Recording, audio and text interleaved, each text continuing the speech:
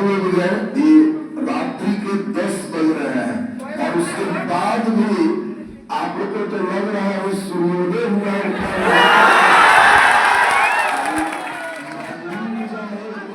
हम जान के कहते हैं खाना मत खिलवाइए, नहीं तो और अल्लाह करे। झूठ बोलता है कि भूख लगा, तुम्हारी मर्जी है। मैंने यही ऊर्जा भूख लगा देगा। सुनिए, यहाँ सबसे इम्पोर्टेंट है जिन भगवान के आज जन्म है राम जी, ये और तो राम और सीता जिनकी आप झलक देख पा रहे हैं, महात्मा गांधी ने भी कहा था कि सभी महिलाओं में अगर मुझे किसी को आदर्श मानना होगा तो मैं सीता को मानूंगा।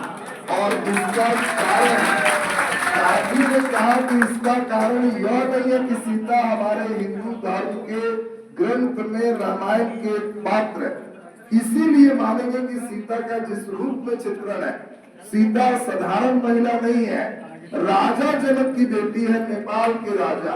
और वो राजा जनक की बेटी अपने पिता के यहाँ रही तो उतना ही कर्तव्य का निर्वहन की, और जब ससुराल आई, राम को जब पिता के कहने पर वनवास हो रहा है तो सीता कह रही कि हम भी आपके साथ जंगल जाएंगे।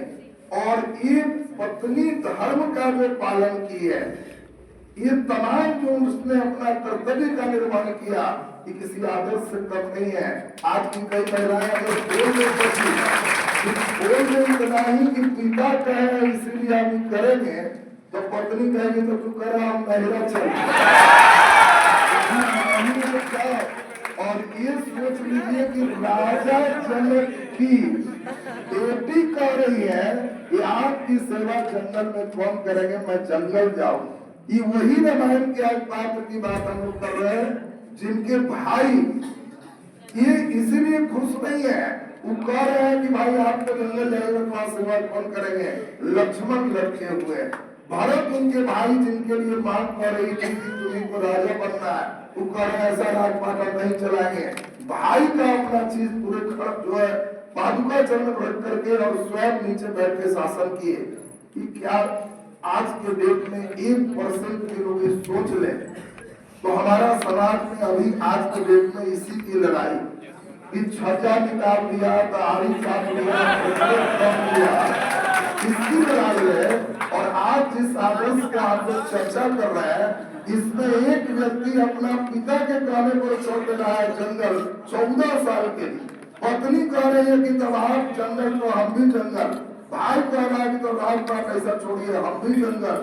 जिसको राजपाट मिला वो कह रहा है कि तो हम खराबे रख के पीछे बैठेंगे, इंतजार करेंगे, आइएगा तुरंत गति।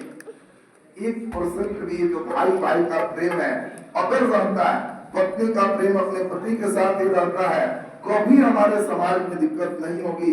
इस ग्रंथ की चर्चा हम लोग यहाँ पे आज रामायण की प्रासंगिकता हमने किया, और मैं प्रभु से ही कामना करता हूँ कि जिस आदर्श के रूप में उनका उल्लेख है, इसका अंश हम सभी पे भी आए और अपने परिवार और समाज का एक